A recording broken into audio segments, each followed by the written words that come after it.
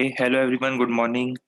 Last turn पर हम लोग बात कर रहे थे एप्लीकेशंस ऑफ बायोट-सावर्ट लॉ और इसमें हमने एप्लीकेशन नंबर 1 डिस्कस किया था।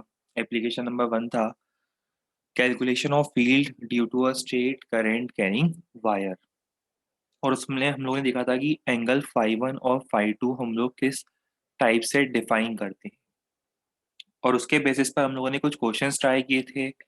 इनफैक्ट मैग्नेटिक फील्ड की जो डायरेक्शन होती है, स्ट्रेट करंट कैरिंग वायर की जो मैग्नेटिक फील्ड है, इसका रिप्रेजेंटेशन होता है और उसकी डायरेक्शन होती है, वो भी हमने कंसिडर किया था।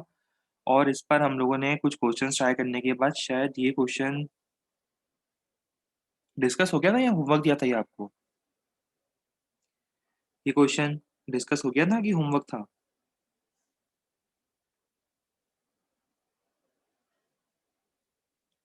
चलो, तो उसको भी डिस्कस करके देख लेते हैं।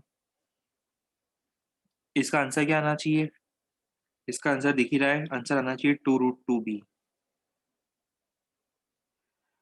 अब ये सॉल्व कैसे करना है? इसको सॉल्व करने के लिए हम लोग एक डायग्राम का यूज करेंगे, और वो डायग्राम होगा ये वाला। ये देखो, याद आया? करंट आउटवर्ड या करंट इनवर्ड होता है, तो आइदर केस आपको मैग्नेटिक फील्ड लाइंस, जो सर्कुलर मैग्नेटिक फील्ड लाइंस होती है, वो आपको क्लॉकवाइज दिखेगी, एंटी क्लॉकवाइज दिखेगी। ये वाला व्यू हम लोगों ने ड्रॉ किया था। चलो, अब इसी व्यू के हेल्प से हम इस क्वेश्चन को सॉल्व करते हैं।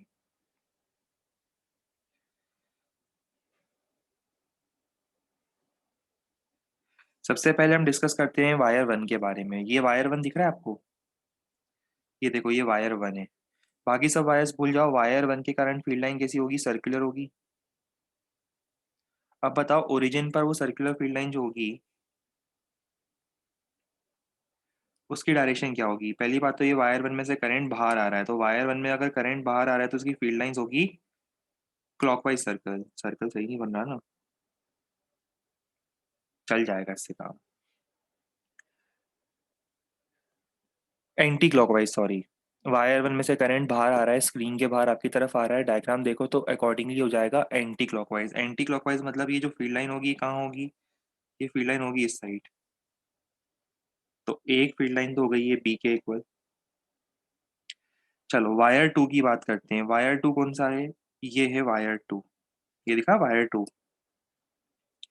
वायर 2 के कारण बताओ फील्ड लाइन कैसे होगी? वायर 2 के कारण अगेन सर्कुलर होगी, और वो सर्कल अगर आप डायग्राम देखो जो हम लोगों ने बनाया था, उसके अकॉर्डिंग वो क्लॉकवाइज होगी।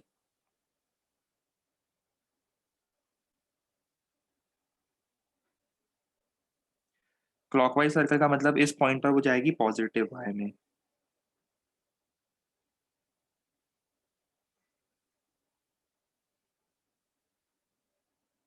ठीक है।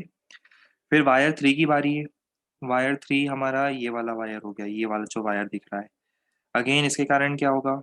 सर्कुलर फील्ड लाइंस तो होगी, बट वो सर्कल भी क्लॉकवाइज होगा, एंटी क्लॉकवाइज होगा, वो होगा क्लॉकवाइज। क्लॉकवाइज का मतलब ओरिजिन पर वो जाएगा पॉजिटिव एक्स में।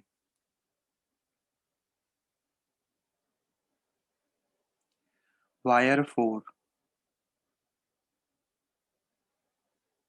वायर 4 के लिए फील्ड लाइंस फिर से सर्कुलर, और करंट क्योंकि बाहर आ रहा है, फील्ड लाइंस होगी एंटी क्लॉकवाइज। तो ओरिजिन पर कहाँ होगी? Towards positive Y. चारों का रिजल्ट निकाल लो। सबको दिख रहा है कि रिजल्ट कितना आएगा? 2√2b at an angle of 45 degree between x and y axis।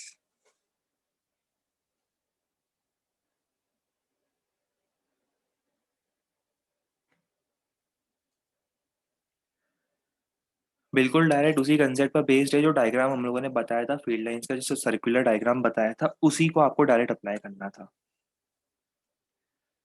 चलो, अब इसको और आगे बढ़ाते हैं। हाँ, इसमें थोड़ा अच्छा लगेगा, थोड़ा मजा आएगा। ये है करंट कैरिंग वायर। वायर का नाम है wire X Y. Capital X capital Y.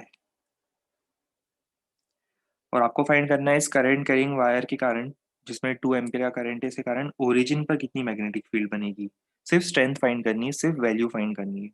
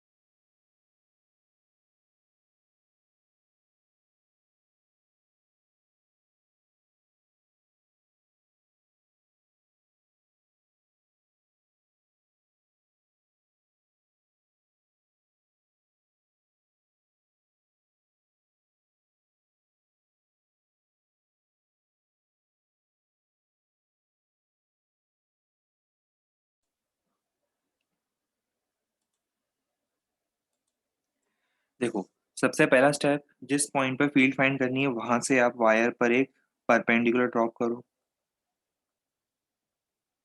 ये हो जाएगा वायर पे परपेंडिकुलर, इसको डी बोल देते हैं। इसके बाद वायर के दोनों एक्सट्रीम एंड्स को ज्वाइन करो। ऑलरेडी ज्वाइंट है, वैसे वो दिख रहा है आपको, वायर के दोनों एक्सट्रीम एंड्स तो ऑलरेडी ज्वाइंट है उस पॉइंट से। ये एंगल हो जाएगा φ1 और ये हो जाएगा एंगल φ2, जो हम लोगों ने डायग्राम बनाया था उसके अकॉर्डिंग φ1 φ2 मैंने मार्क कर दिए। और φ1 φ2 37 53 डिग्री।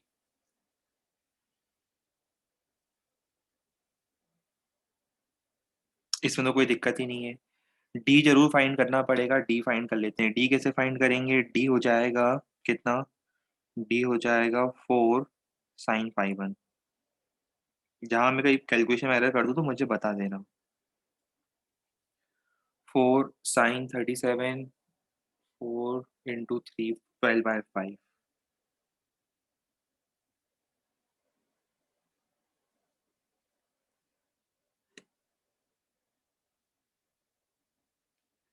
फिर फाइनाइट वायर के लिए फॉर्मूला, μ0I/4πd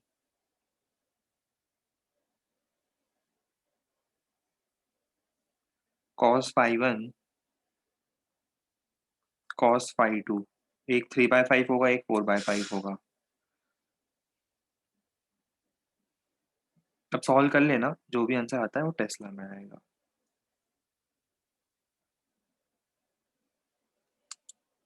μ0/4π की वैल्यू तो सबको याद है ना, मैं बार बार सब्स्टिट्यूट कर नहीं रहा हूँ, पर सबको याद होगा, ये हो जाएगा 10⁻⁷ में।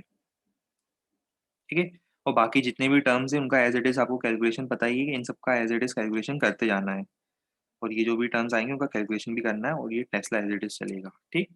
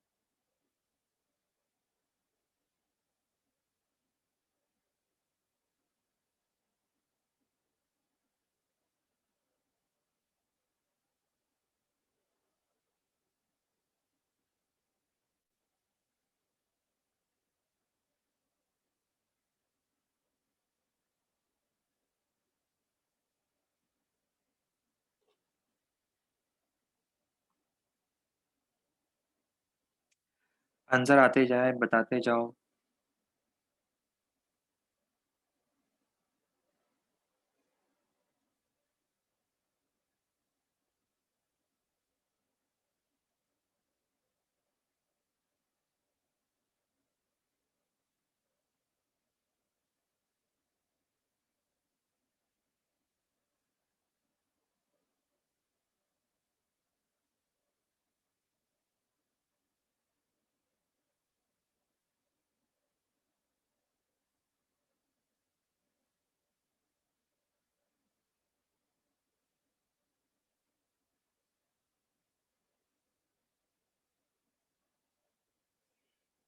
चलो देखें ट्राई करके। मैं देखूँ इसका डायग्राम मेरे पास है या नहीं। ये देखो, आ गया समझ में ये? यही क्वेश्चन था। दो वायर्स हैं, क्वेश्चन में लिखा था एक में करंट है 8 एम्पियर, एक में है 6 ampere. They are placed along X and Y axis, find magnetic field at 0,0, D. अब देखो यहाँ पर मैंने X Y Z coordinate system को थोड़ा सा शिफ्ट, मतलब इस तरह से ट्रांसफॉर्म करा है कि एक्स और वाई एक्सिस मैंने ले ली है इस प्लेन में। ये दिख रहा है ये वाला प्लेन, हॉरिजॉन्टल प्लेन में एक्स और वाई एक्सिस, और जेड एक्सिस कहाँ जाएगी, vertically upward. Right hand thumb rule पता है ना, एक्स वाई से लेकर एक्स से लेकर वाई तक जाते हैं तो जेड एक्सिस मिलता है, पॉजिटिव एक्स से पॉजिटिव वाई जाते हैं तो जेड मिलता है थंब के अलाउंग। वही करा है हमने यहाँ पर। एक्स वाई जेड सिस्टम बनाया मैंने यहाँ पर, जिसमें एक्स और वाई एक्सिस मैंने लिए इस प्लेन में, तो मेरे लिए इसको डिस्क्राइब करना, विजुलाइज करना ज़्यादा ईजी हो गया 3 डायमेंशन में। तो आप देख सकते हो एक्स एक्सिस में करंट है 8 एम्पियर। सबसे पहले सिर्फ इसके करंट फील्ड बताओ, इसके करंट फील्ड कितनी होगी? 0,0, डी कहाँ है? 0,0, डी यहाँ पर है, इससे डी डिस्टेंस ऊपर, तो इस पे फील्ड होगी B1। B1 देखो परपेंडिकुलर जा रही है, याद है वो सर्कुलर फील्ड लाइंस? मैं डायग्राम बताता हूँ, कई बार सब लोग भूल जाते हैं डायग्राम, डायरेक्शन उनको अभी तक समझ में नहीं आ रही थी काफी लोगों को, तो मैं उन्हें डायग्राम बता दूं। ये वाला डायग्राम देखो, ये एक्स एक्सिस है, इस पॉइंट पे फील्ड आ रही है आपकी तरफ, outward, out of the plane. हर बार मैं वही डायग्राम यूज कर रहा हूँ, एक ही फॉर्मूला है, एक ही डायग्राम है, पहला ही एप्लीकेशन पढ़ रहे हैं जिसपे इतने क्वेश्चन हो रहे हैं।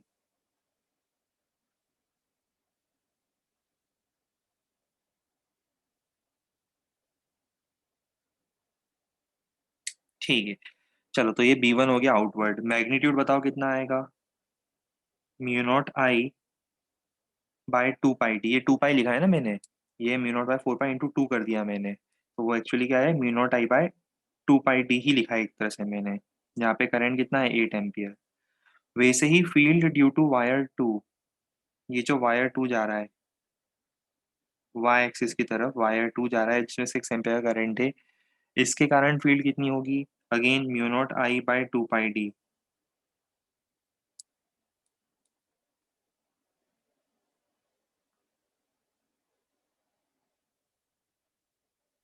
ठीक है, mu 0 I by 2 pi D. और ये दोनों फील्ड आपस में म्यूचुअली परपेंडिकुलर है, ये देखो। रिजल्टेंट फील्ड निकालना आती है? Resultant field √A² plus B², √B1² plus B2²। तो √B1² प्लस B2² करेंगे, कितना हो जाएगा ये सॉल्व करने पर रिजल्ट आ रहा है इतना। एक बार कैलकुलेशन जरूर चेक कर लेना, है ना।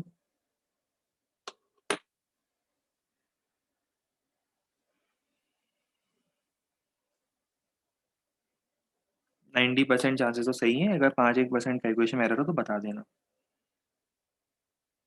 नीचे 16 ही होगा ना, ये 8 × 2 16, 2 × 6 12 है। सुबह सुबह परेशान करते हो बिना देखे।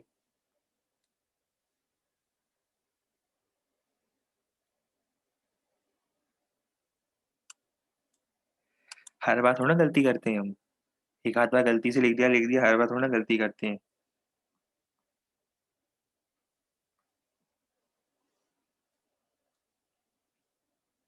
हाँ, ये जरूर चेक कर लेना कि ये रिजल्ट इतना आ रहा है या नहीं आ रहा। और वैसे दिख रहा है 6 8 10, और ये है 12 16, तो पाइथागोरस ट्रिपलेट बना है, 12 16 20 सही आ रहा है। मेरे हिसाब से पूरा सही करा है मैंने, ये बिल्कुल सही है, आंसर बिल्कुल यही आना चाहिए।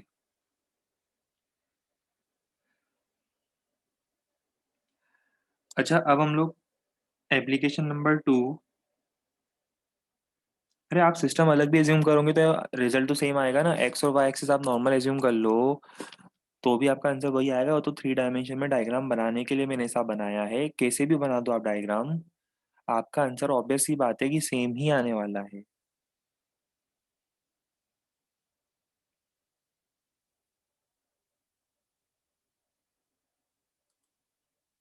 अरे 2 मल्टीप्लाई नहीं करा भाई हमने, एक काम करो, ये भूल जाओ, इसको आप ऐसा लिख दो, ठीक है। मैं लिख देता हूँ फिर से पूरा सॉल्यूशन। मैंने 2 मल्टीप्लाई नहीं करा है, इसको 2 को भूल जाओ, नीचे आप 2 लगा दो। जरा सा मैच इधर उधर कर देते हैं हम कभी, तो फिर एकदम से प्रॉब्लम आ जाती है आपको। ये नीचे 2 लिख दो, ठीक है, कोई डाउट नहीं आएगा आपको। लो, इसको नीचे 2 कर दो, ये लो mu 0 I by 2 pi D. इसको भी चेंज कर देता हूँ मैं, लो।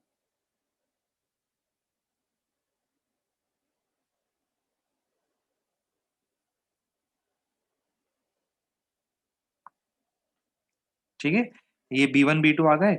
अब एक काम करो, B1 B2 आने के बाद इसको भूल जाओ, आप आपके हिसाब से कैलकुलेट करो। ठीक है, इसको गायब कर दो।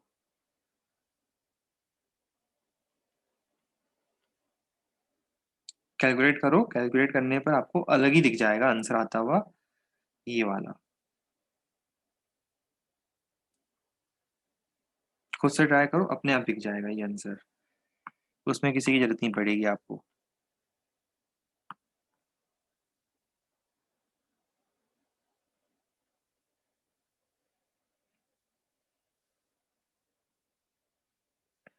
अच्छा, अभी तक हम लोगों ने जो क्वेश्चंस देखे थे वो एप्लीकेशन नंबर 1 पर थे। अब मैं आपको एप्लीकेशन नंबर 2 बता रहा हूँ, उसके बाद हम करेंगे मिक्स क्वेश्चन, मतलब 1 और 2 का साथ में एप्लीकेशन होगा फिर। अब हम बात करेंगे एप्लीकेशन नंबर 2 की। Magnetic field at the centre of a circular current carrying loop. अभी हमने मैग्नेटिक फील्ड किसके कारण निकाली थी? एक स्ट्रेट वायर के कारण। अब देखो चेंज क्या आया। अब हम लोग मैग्नेटिक फील्ड किसके कारण फाइंड करना चाह रहे हैं? एक सर्कुलर करंट कैरिंग लूप है, इमेजिन करो एक वायर है, इसको मैंने सर्कल के फॉर्म में बेंड करा और इसमें से करंट पास कर रहा है। ये देखो, ये करंट पास कर रहा है। मान लो करंट है आई, और मुझे इसके कारण कहाँ फील्ड निकालनी है? सिर्फ सेंटर पे फाइंड कर रहा हूँ मैं, वायर के सर्कल के एग्जैक्ट एग्जैक्ट सेंटर पर।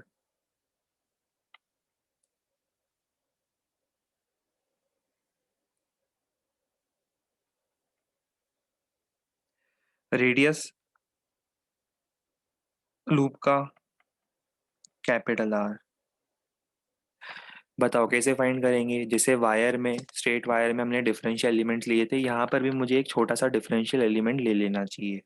चलो स्टार्टिंग करता हूँ डिफरेंशियल एलिमेंट लेकर। तो यहाँ पे सबसे पहले मैं एक छोटा सा डिफरेंशियल एलिमेंट एज्यूम कर रहा हूँ, ये रहा।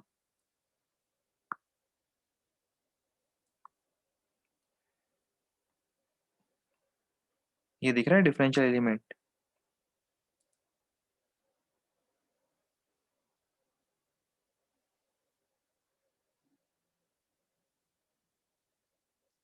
अच्छा, ये जो डिफरेंशियल एलिमेंट है इसके लिए डीएल वेक्टर यही होगा, देख लो आराम से। ये डीएल वेक्टर ये खुद ही होगा, इसी डायरेक्शन में डीएल वेक्टर है ये है डिफरेंशियल एलिमेंट जिसके लिए ये डीएल वेक्टर हो जाएगा। अच्छा बताओ आर वेक्टर कहाँ है? आर वेक्टर मतलब पोजीशन वेक्टर ऑफ पॉइंट, जिस पर आप क्या फाइंड करना चाहते हो? मैग्नेटिक फील्ड फाइंड करना चाहते हो, तो ये उस पॉइंट का पोजीशन वेक्टर हो जाएगा। इसको मैं स्मॉल आर वेक्टर लिख देता हूँ थोड़ी देर के लिए। बताओ सेंटर पे मैग्नीट्यूड कितना आएगा? सेंटर पे मैग्नीट्यूड आएगा mu not I, Biot Savart law apply करो, बाय 4 पाई, याद है DL cross R, DL vector cross R vector by R cube. ये तो ओरिजिनल फॉर्मूला था जो मैं लिख रहा हूँ बायोट सावर्ट लॉ का, उसको एप्लीकेशन देखना है हमें। ये तो ओरिजिनल फॉर्मूला हो गया बायोट सावर्ट लॉ का।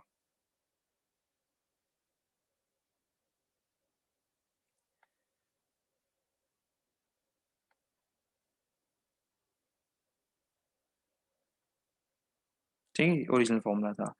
चलो अब एक काम करो, सिर्फ मैग्नीट्यूड वाइज बताओ, मैग्नीट्यूड वाइज कितना आएगा? मैग्नीट्यूड वाइज होगा mu not I by 4 pi DL into sine theta, याद है DL sine theta by R square. DL sine theta by R square में साइन थीटा कितना होगा? साइन 90 डिग्री है यहाँ पर, ये देखो ये एंगल दिख रहा है 90 डिग्री के इक्वल। डीएल वेक्टर टेंजेंशियल है और आर वेक्टर ऊपर है, इनके बीच में एंगल है 90 डिग्री। तो अगर ये एंगल 90 डिग्री है तो उसको मैं लिख दूंगा sine 90 degree, divided by R, radius कितना था मेरा? Capital R square. और ये हो जाएगा कितना? अच्छा ये डायरेक्शन बताओ जरा, इसकी डायरेक्शन कहाँ आएगी? सेंटर पर इसकी डायरेक्शन कहाँ आएगी? जो डिफरेंशियल एलिमेंट की फील्ड की डायरेक्शन, अगर ये बता दो तो मैं रियलाइज करूँ आपको पूरा क्लियर हो रहा है। सेंटर पर ये जो डिफरेंशियल एलिमेंट की फील्ड है इसकी डायरेक्शन कहाँ आएगी? क्रॉस प्रोडक्ट की डायरेक्शन निकालो। बिल्कुल सही, out of the plane. Right hand palm rule use कर लो। और क्या यूज करना है, इतने सारे डायग्राम्स हम लोग बता ही चुके थे, अब तक तो याद हो गया होगा। करंट जा रहा है राइट में, थंब को रखो राइट में, बाकी 4 फिंगर्स में डायग्राम बनाता हूँ ना, मुझे अच्छा लगेगा। देखो, थंब को रखना है कहाँ पर? थंब को रखना है यहाँ पर, along the direction of DL. और 4 फिंगर्स को एक्सटेंड करना है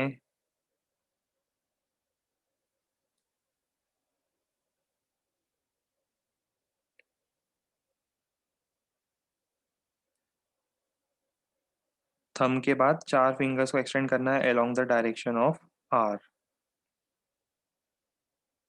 ये राइट हैंड है ना, तो जो पाम फेस कर रहा है वो फेस कर रहा है outwards, out of the plane.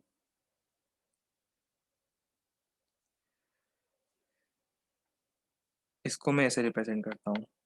अच्छा मुझे बताओ, जितने भी डिफरेंशियल एलिमेंट्स हम लेंगे, सबके कारण आप डायरेक्शन निकाल के देखो, सबके कारण जितने भी डिफरेंशियल एलिमेंट्स आएंगे सबके कारण सेंटर पे मैग्नेटिक फील्ड आउटवर्ड होगी। मैं लिख देता हूँ, सिंस मैग्नेटिक फील्ड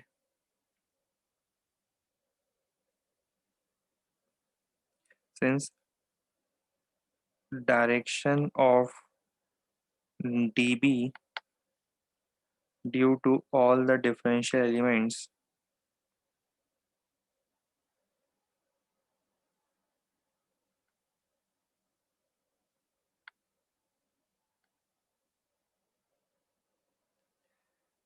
मतलब सेम डायरेक्शन है, सबकी डायरेक्शन सेम आ रही है, तो उसका मतलब नेट फील्ड कैसे निकालेंगे? एडिशन से। क्योंकि डायरेक्शन सेम है तो वेक्टर्स को हम डायरेक्ट ऐड कर सकते हैं। अगर डायरेक्शन अलग होती तो मैग्नीट्यूड के एक पर्टिकुलर एक्स एक्सिस में अलग निकालना पड़ता, वाई में अलग निकालना पड़ता। अभी क्या है, सब सेम डायरेक्शन में तो डायरेक्ट इंटीग्रेट कर दो। तो डायरेक्टली इंटीग्रेट करने से हमें आंसर मिल जाएगा, क्योंकि सबकी डायरेक्शन सेम है।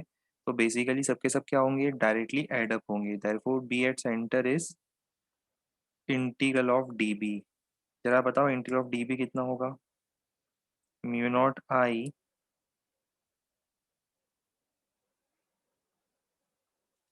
Bye 4 pi r square integration of DL. जरा बताओ इंटीग्रेशन ऑफ डीएल कितना होगा?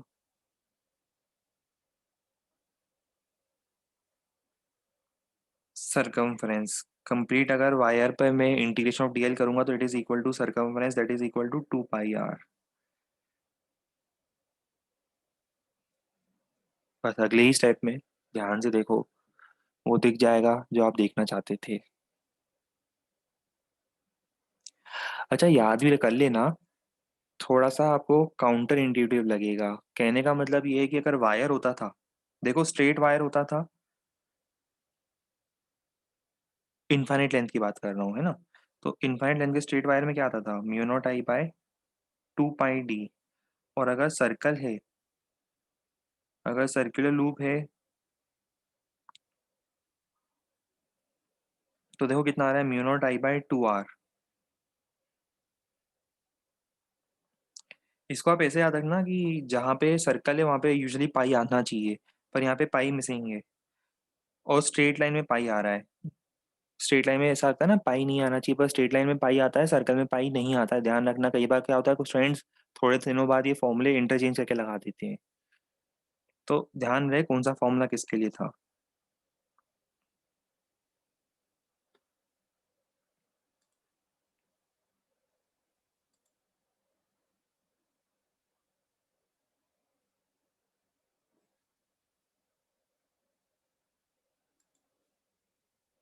नोट करो,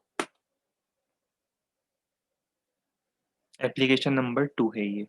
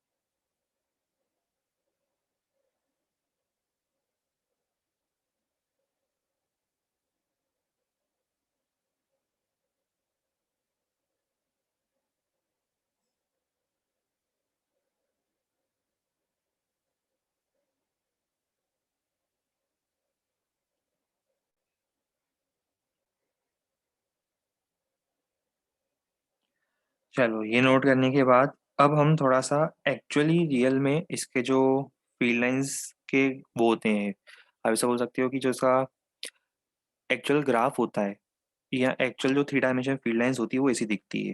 जैसे आपको याद है हम लोगों ने स्ट्रेट वायर के कारण बताया था कि रियल लाइफ में अगर आप देखोगे तो स्ट्रेट वायर के अबाउट कोसेंट्रिक सर्कल्स के फॉर्म में मिलती है हमें। ये डायग्राम बनाए थे हम लोगों ने इस टाइप के कोसेंट्रिक सर्कल्स के फॉर्म में। ठीक है। अब इस तरह से अगर आप सर्कुलर वायर की बात करो तो सर्कुलर वायर के लिए जो फील्ड लाइंस होती है ना वो इस फॉर्म में आती है। पर आपने प्रिसाइजली सिर्फ एक ही पॉइंट पर फाइंड करा है, सिर्फ और सिर्फ सेंटर पे आपने फील्ड फाइंड करी, ध्यान रखना। आपने सिर्फ सेंटर पे फील्ड की वैल्यू फाइंड करी है। इसका ये मतलब नहीं कि और कहीं नहीं होती, और भी जगहों पर फील्ड होती है इसमें। पर अभी हम लोग कैलकुलेट कर सकते हैं सिर्फ सेंटर पर, और थोड़े दिन बाद आजकल में, आज नहीं मतलब नेक्स्ट टर्न पर हम लोग इसके एक्सिस पर किसी और पॉइंट पे भी फील्ड फाइंड करेंगे। पर हमारा डिस्कशन रेस्ट्रिक्टेड होगा सेंटर और इसके एक्सिस पर। ठीक है। तो ये कुछ इस टाइप का आपको डायग्राम दिखेगा इसका।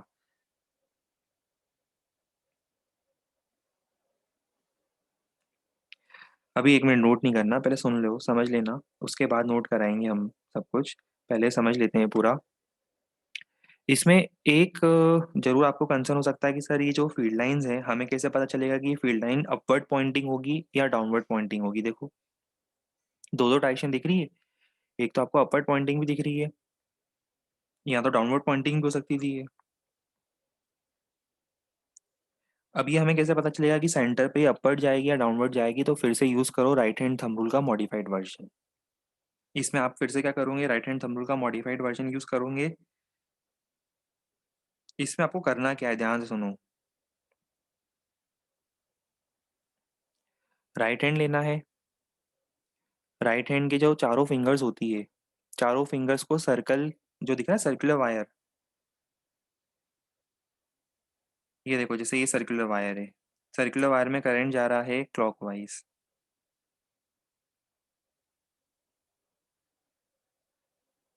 और दूसरा डायग्राम सर्कुलर वायर में करंट जा रहा है एंटी क्लॉकवाइज। राइट हैंड लो, सब लोग राइट हैंड लेंगे अपना। राइट हैंड में जो चार फिंगर्स है ना उसको करंट के साथ साथ सर्कल में, जिस डायरेक्शन में करंट जा रहा है उसके साथ साथ कर्ल करो। तो जिस डायरेक्शन में थंब पॉइंट करेगा वो डायरेक्शन किसकी होगी, जिस डायरेक्शन में थंब पॉइंट करेगा वो डायरेक्शन होगी सेंटर पर। सेंटर पर किसकी डायरेक्शन, सेंटर पर फील्ड की डायरेक्शन। जिससे मैं डायग्राम बनाता हूँ, मुझे बड़ा अच्छा लगेगा डायग्राम बनाने में इसका। देखो ये जो राइट हैंड की चार फिंगर्स हैं उसको आपको कर्ल करना है किसके डायरेक्शन में, चार फिंगर्स को आपको कर्ल करना है।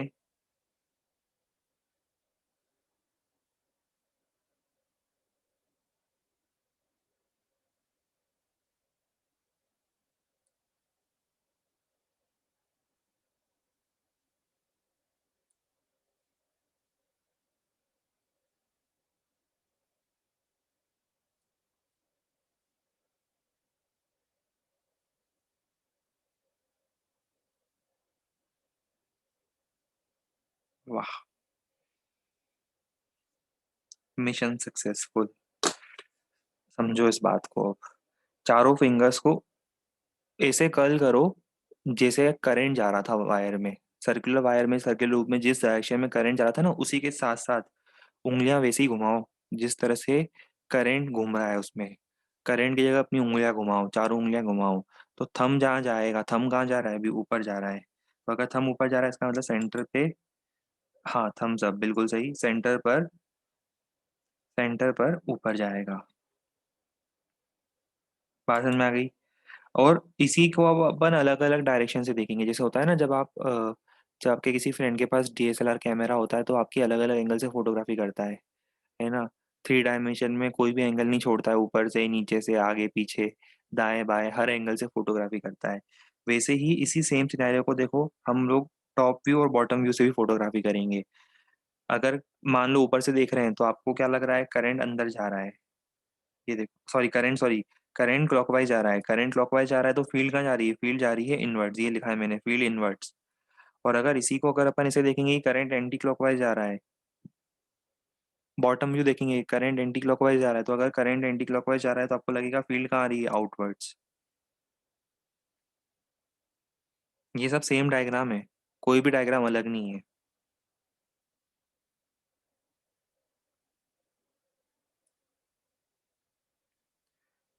और जरा मुझे ये बताओ कि सेंटर पे वैल्यू कितनी पड़ी अपन ने? इतनी पड़ी। इंटरेस्टिंग बात पता है क्या है? इंटरेस्टिंग बात ये है कि आगे जाकर हम लोग सोलेनोइड वगैरह पढ़ेंगे। जब हम सोलेनोइड वगैरह पढ़ेंगे तब आपको रियलाइज होगा कि इसी के कारण जब आप सोलेनोइड बनाते हो रियल लाइफ में तो मैग्नेटिक फील्ड बनती है। सोलेनोइड मतलब ये देखो, वो देखा है आपने बचपन में मैग्नेट बनाया है, बार मैग्नेट के जैसा आप लोगों ने इलेक्ट्रोमैग्नेट बनाया होगा।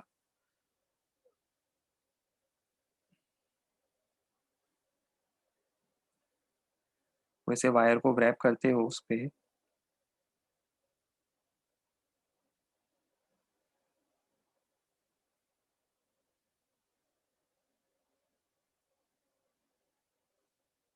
अब ध्यान से देखो तो ये सबके सब क्या है, एक तरह से बहुत क्लोजली पैक्ड होते हैं, तो सबके सब सर्कुलर होंगे, सबके सब सर्कुलर रिंग्स होंगे। और बहुत सारे सर्कुलर रिंग्स एक साथ हैं तो सब अपनी अपनी फील्ड बनाते हैं। और इससे आपको रिजल्ट में एक स्ट्रॉन्ग मैग्नेटिक फील्ड मिलती है। ये सभी रिंग्स की फील्ड जो होती है ना, बहुत पास पास होती है तो दूर बनाई है मैंने। और वो एडअप होके स्ट्रॉन्ग मैग्नेटिक फील्ड बनाती है, जिसको आप लोग सोलेनॉइड के नाम से जानते हो।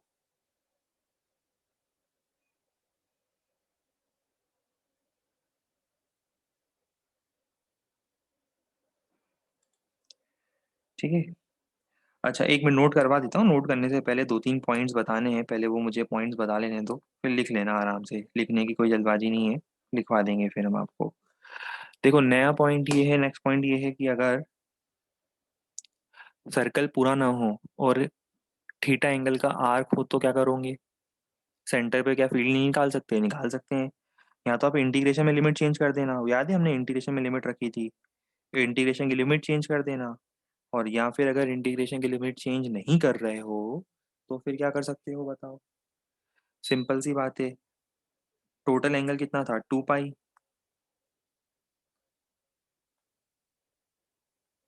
टोटल एंगल था 2 पाई, तो 2 पाई एंगल के कारण कितनी थी? 2 पाई एंगल के कारण थी कितनी? इतनी। तो थीटा एंगल के कारण कितनी होगी? यूनिटरी मेथड पता है ना? ये तो टोटल फील्ड आई है। टोटल फील्ड को डिवाइड कर दो 2 पाई से तो field due to unit angle, और मल्टीप्लाई कर दो थीटा से, आपको ये एक्सप्रेशन मिल जाएगा। करके देखना चाहते हो मैं कर दूं? सिंपली कुछ नहीं करा है मैंने, इसको थीटा/2 पाई से मल्टीप्लाई करा है, ऐसा कर सकते हो। या फिर जो इंटीग्रेशन था वहाँ पे लिमिट चेंज कर सकते हो, बट एडवाइजेबल काम है। वो हो जाएगा, लिमिट चेंज करोगे तो क्या हो जाएगा? r into theta. 2 पाई की जगह क्या आ जाएगा? 2 पाई r की जगह आ जाएगा r into theta. r into theta करो, आपको सेम फॉर्मूला मिलेगा। तो ऐसा जिसे क्लियर नहीं हो रहा हो तो अभी बता दे, मैं लिख के दे दूंगा, ये मतलब लिख के बता दूंगा। क्या सबको ये क्लियर हो रहा है थीटा एंगल के कैसे निकाला मैंने ये फॉर्मूला? यूनिटरी मेथड एक बार बता ही दूं? चलो एक बार लिख देते हैं।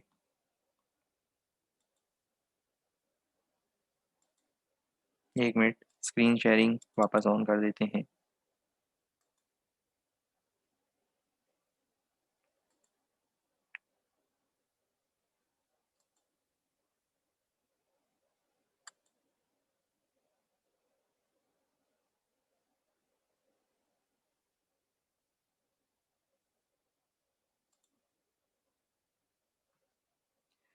देखो, थीटा एंगल के कारण हमने ऐसे लिखा। क्या बात है भाई, ये इसमें बड़ी खराब है, चल ही नहीं रहा। जब हम लिखने की कोशिश कर रहे हैं तो इसने चलना ही बंद कर दिया। अच्छा, समझ गए क्या गड़बड़ है।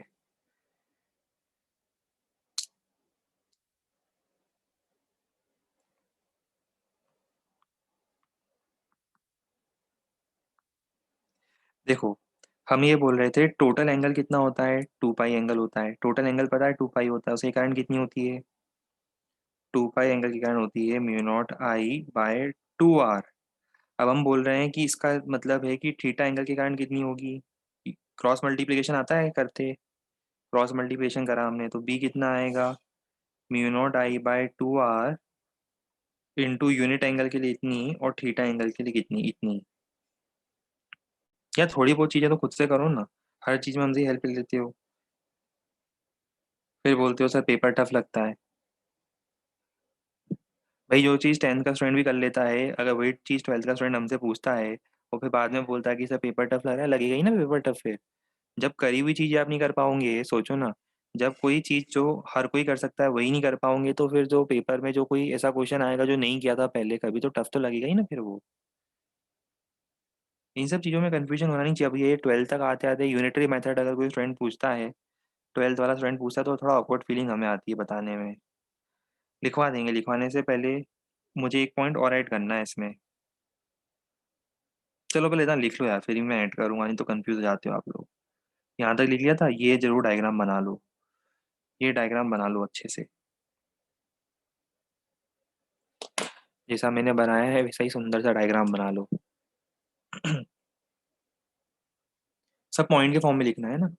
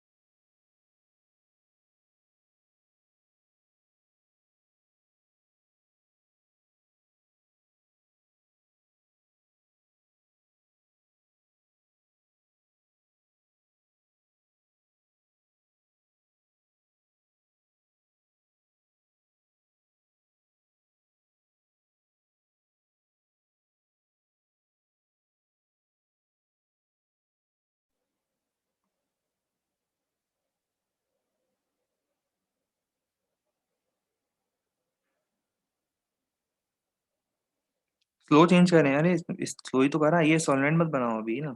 सॉल्वेंट की क्या जरूरत है, हटाओ इसको भी। बाद में पढ़ना ही है ना इसको हमें। कितना तो स्लो चेंज कर रहे हैं हम, और कितना स्लो लिखोगे।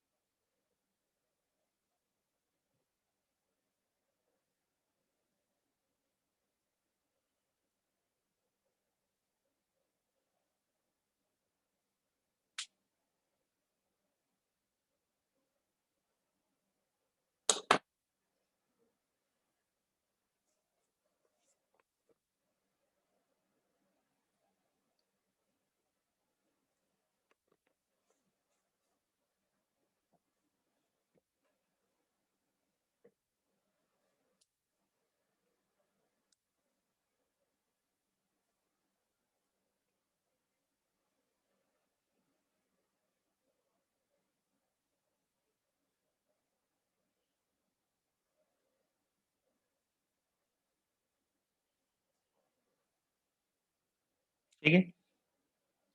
अब एक छोटा सा पॉइंट इसमें हम और ऐड करेंगे। Similarly for a circular wire या circular loop having N turns, अभी आपने सिंगल टर्न के लिए देखा, जैसे अभी आपने फॉर्मूला जो देखा था ये वाला, कहाँ गया ये फॉर्मूला, ये वाला देखा, ये सिंगल टर्न के लिए था।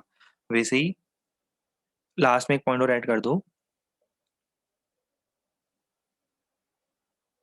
Similarly for a circular loop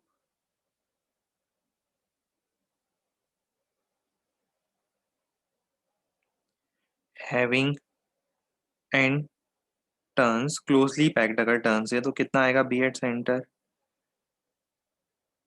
N times B, that is mu not N I by two R. समझ में आ गया?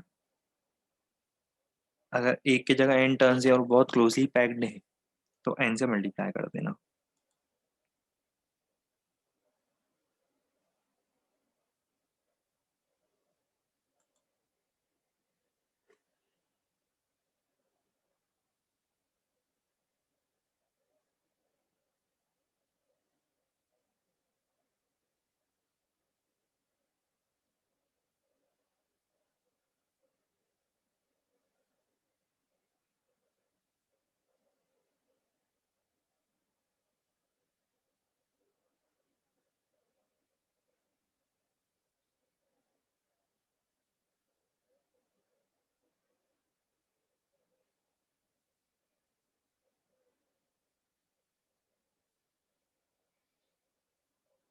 चलो अब कुछ क्वेश्चंस की बारी है। सबसे पहला क्वेश्चन आपके सामने ये है, देखो क्वेश्चन का मीनिंग समझा देता हूँ, हर क्वेश्चन में करना क्या है। ये बेसिकली इस टाइप के क्वेश्चन आपको मॉड्यूल में मिलेंगे, बिगनर बॉक्स 2 में। ये सेमी इनफाइनाइट वायर है, ये दिख रहा है सेमी इनफाइनाइट वायर, यहाँ से करंट आ रहा है, यहाँ से सेमी इनफाइनाइट है, यहाँ से करंट आ रहा है और सेमी सर्कल में कन्वर्ट हो गया। ये सेमी सर्कुलर आर्क दिख रही है, रेडियस आर, रेडियस आर का एक सेमी सर्कल दिख रहा है, और फिर ये वापस वायर चला गया आगे तक, फिर यहाँ से वापस इनफाइनाइट चला जाएगा। ठीक है, आपको फाइंड करना है ये जो पॉइंट दिख रहा है ओ, सेंटर पे फील्ड फाइंड करनी है। फाइंड फील्ड एट सेंटर,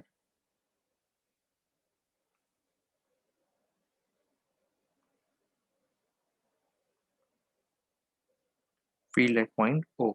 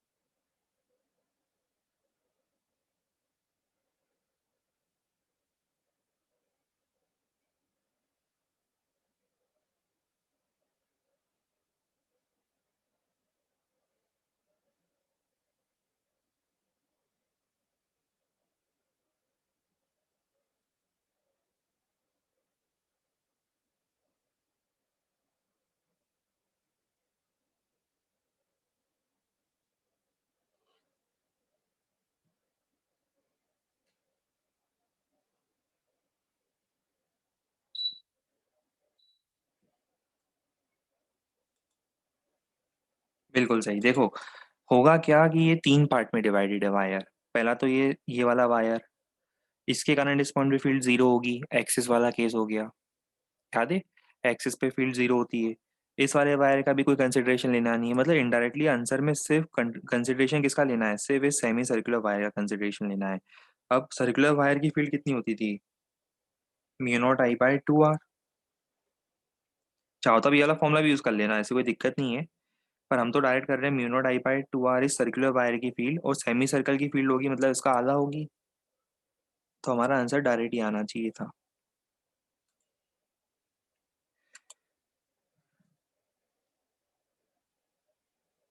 ठीक है, ऐसे ही बता दो आंसर इसका।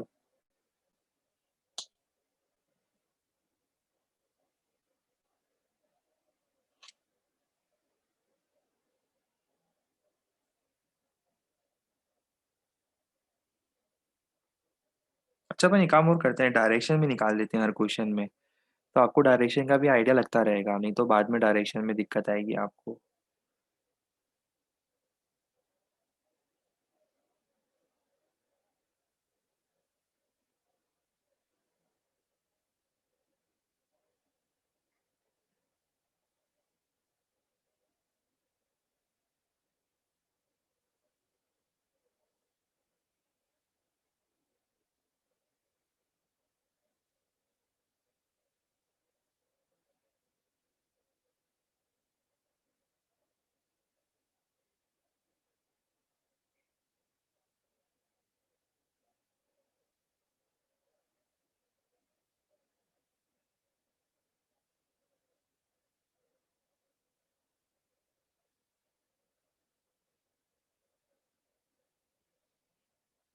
बिल्कुल, आंसर आना चाहिए mu not I bye 2r, तो वैसे होना चाहिए था उसका 3/4। आप चाहो तो एंगल वाले फॉर्मूले से कर लेना जो मैंने पढ़ाया था, बट अदरवाइज वैसे ही दिख रहा है, 3/4 ही होगा। और डायरेक्शन क्या आएगी जरा बताओ? डायरेक्शन आएगी positive Z, out of the plane. Direction होगी out of the plane.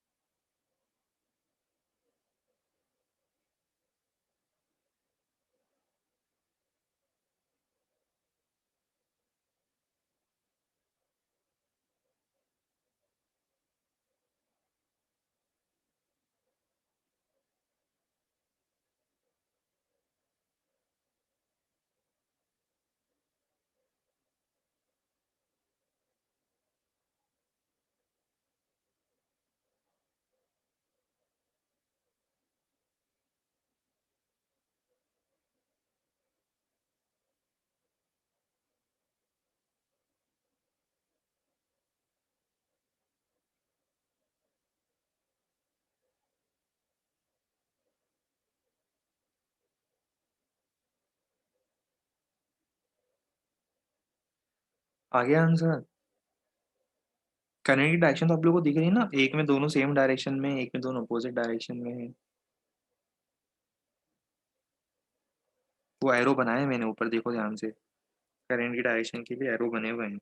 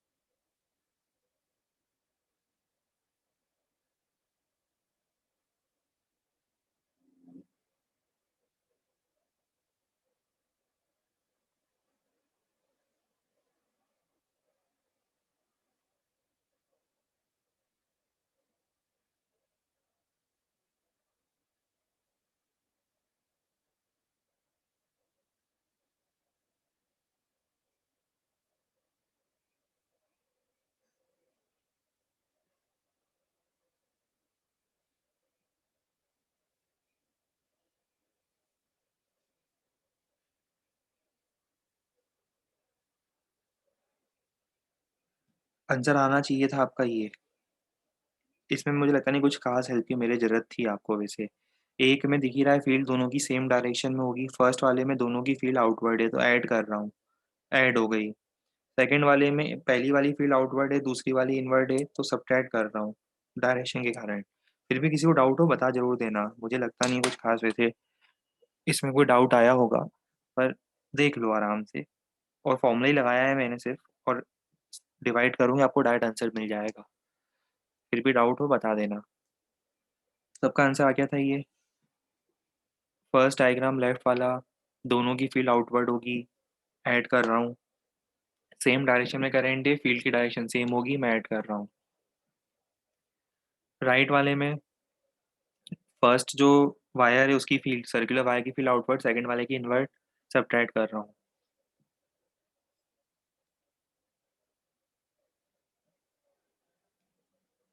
Ratio लेकर देखो, रेशियो आ रहा है R2 + R1/R2 - R1।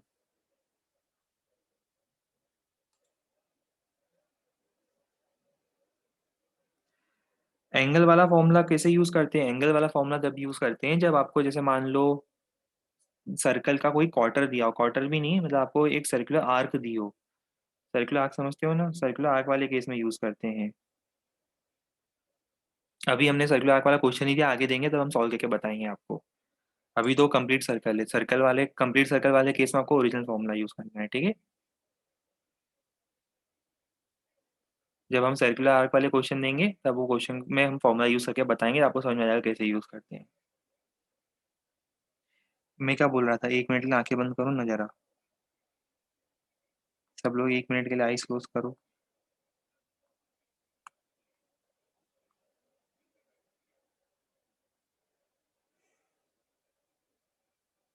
मत करो चलो, ये क्वेश्चन है, ये ट्राई करो।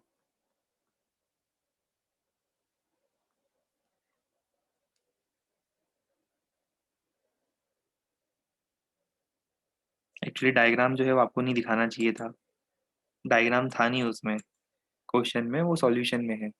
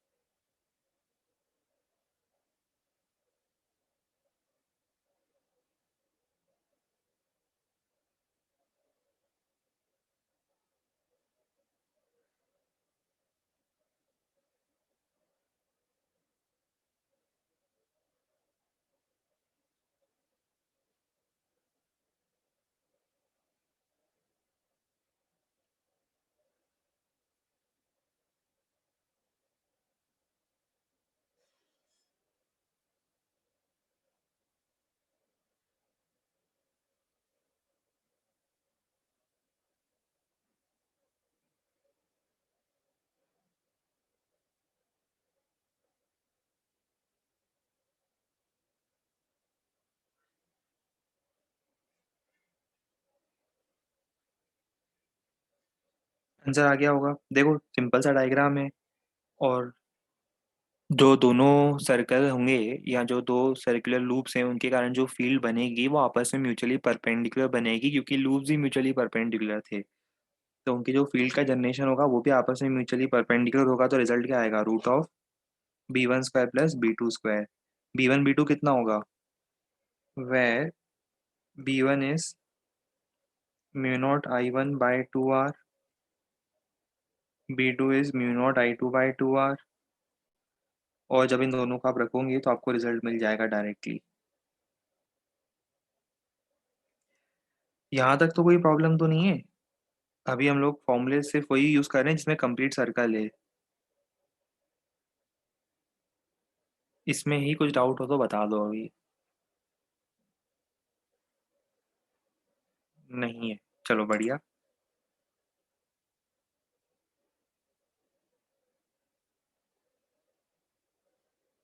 ये करो ट्राई अब।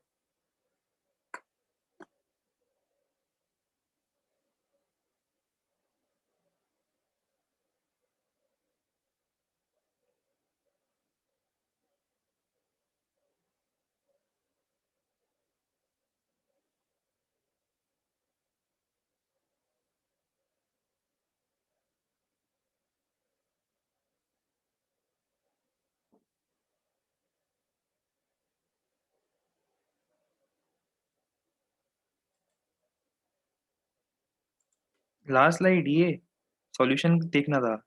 फोटो खींच लो इसका, फिर आराम से लिखते रहना।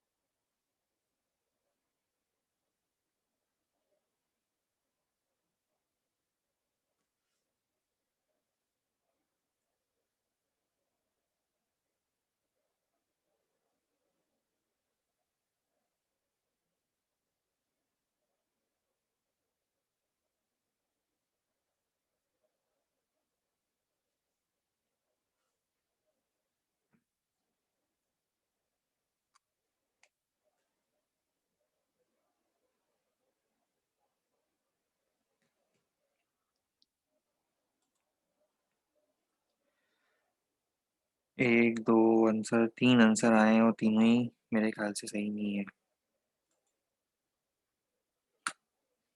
देखते हैं, सॉल्व करके देखते हैं, हो सकता है सही भी हो, पर चांसेस कम दिख रहे हैं जैसा आप लोगों ने आंसर बताया है।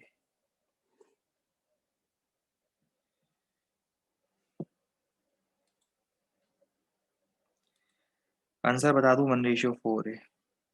ठीक है। आंसर जो आ रहा है वो आ रहा है 1:4।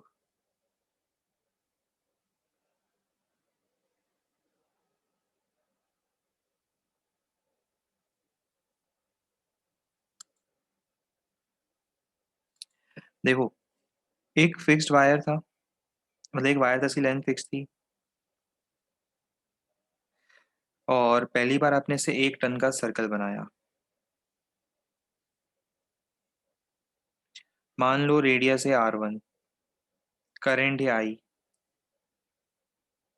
बताओ सेंटर पे फील्ड कितनी होगी? Mu 0 I/2R1। आपको ये दिया हुआ है कि करंट सेम है। दूसरी बार आपने से 2 टन का सर्कल बनाया, जब 2 टन का सर्कल बनाओगे तो पहली बार सर्कल छोटा भी तो बनेगा।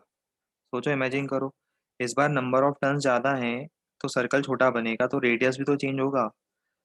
और B2 क्या लिखूंगे? Mu not N I, N याद है, नंबर ऑफ टर्न्स, एक की जगह दो टर्न्स हो गए। म्यू नॉट एन आई भी फॉर्मूला लिखवाया था मैंने आज, mu not N I by 2R2। और जब रेशियो लोगे तो आपको देखो रेशियो क्या मिल रहा है, B1/B2 मिल रहा है, कितना मिल रहा है, B1/B2 मिल रहा है, ये हो जाएगा 1/R1, और ये ऊपर आ जाएगा R2।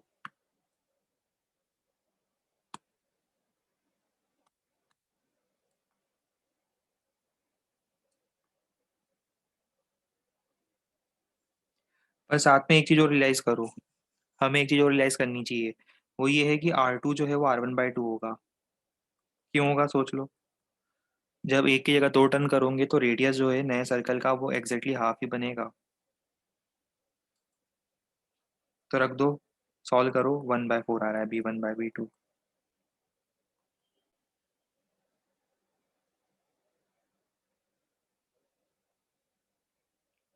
किसी स्टेप में किसी को डाउट हो, कुछ पूछना हो, बता दो जल्दी से।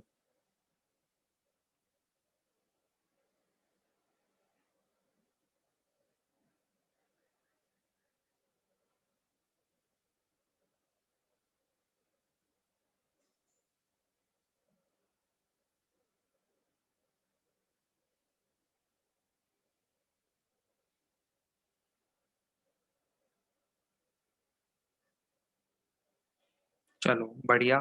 तो हम अब नेक्स्ट क्वेश्चन पे पढ़ते हैं। नेक्स्ट क्वेश्चन में देखो, ये एक सेमी इनफाइनाइट वायर है इस साइड से, और इस साइड से भी सेमी इनफाइनाइट वायर है।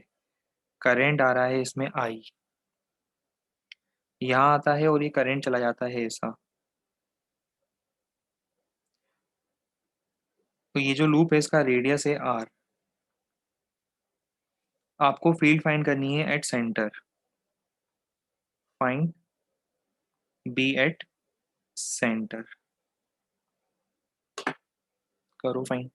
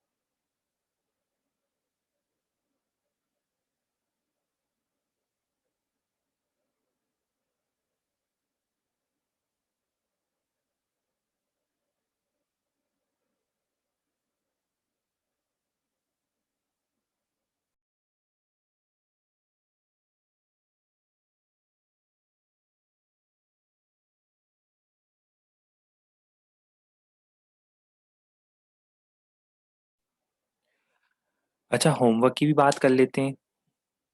होमवर्क में आपको होमवर्क क्या करना है?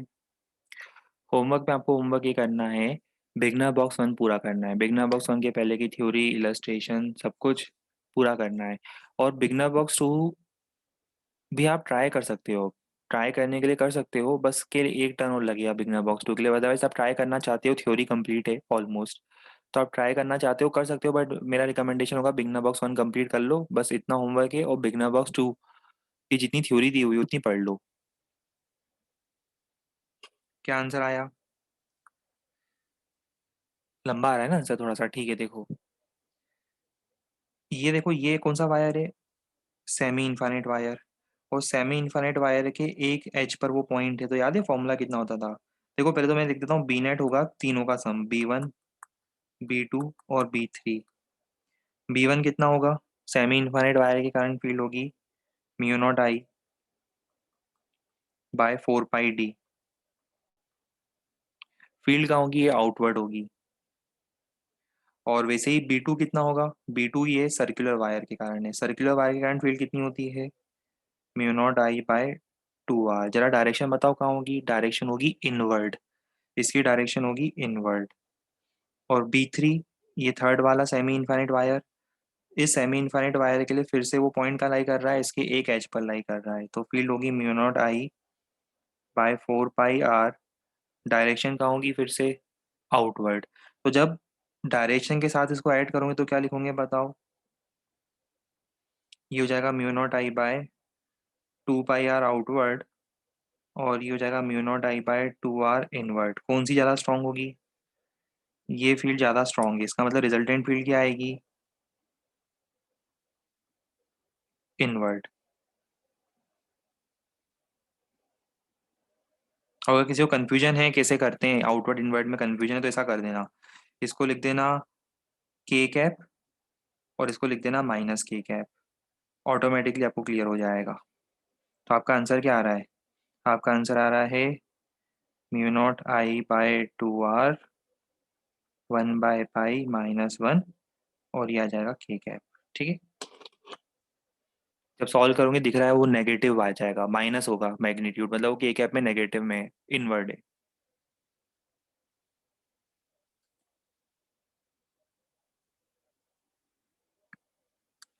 चलो होमवर्क आपको समझ में आ गया है क्या है। और अगर मुझे लगता है कि स्ट्रेट वायर पे प्रैक्टिस शीट भी अगर देनी है, सिर्फ स्ट्रेट वायर की अलग से प्रैक्टिस शीट अगर बन गई हो और वो अगर मुझे देनी होगी तो वो फॉरवर्ड कर दूंगा आपके ग्रुप पे आज ही। पर बिगनर बॉक्स 1 जरूर कंप्लीट कर लेना है इसका। ठीक है, चलो आगे फिर नेक्स्ट टाइम पर कंटिन्यू करते हैं। Goodbye and take care.